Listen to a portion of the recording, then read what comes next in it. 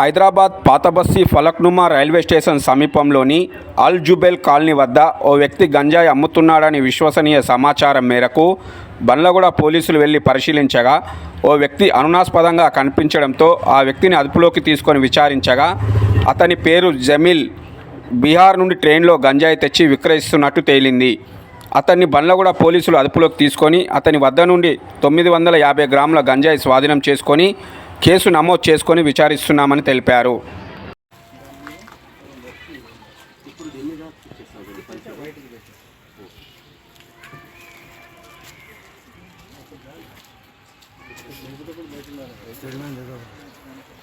పిలిపించి వారి సమక్షంలో సెర్చ్ చేసి సుమారుగా 950 గ్రాములు గంజాయి ఉన్నట్టుగా తెలిసింది. వెంటనే అతన్ని అప్రహెండ్ చేసుకొని పోలీసుని తీసుకొచ్చి కేసు నమోదు చేసి తదుపరి విచారణ చేస్తున్నాం.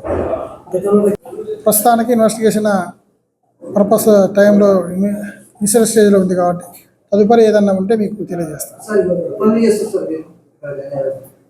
గంజాయి అతను ఇప్పుడు మాకు చెప్పింది ఏంటంటే రీసెంట్గా వచ్చినట్టుగా బీహార్ నుంచి ఇక్కడికి పనికి వచ్చినట్టుగా వచ్చేటప్పుడు అక్కడి నుంచి తీసుకొచ్చినట్టుగా చెప్పిండు. ఇంకా దీన్ని ఎప్పటి నుంచి చేస్తుంటూ దీని వెనక ఎవరెవరు ఉన్నారు, ఎంతమంది ఉన్నారు అనేది కూడా మేము ఇన్వెస్టిగేషన్లో తీరుస్తాం.